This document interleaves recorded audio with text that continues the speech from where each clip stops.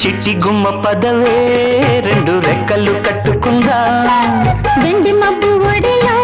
ముద్దు ముచ్చటలాడుకుందా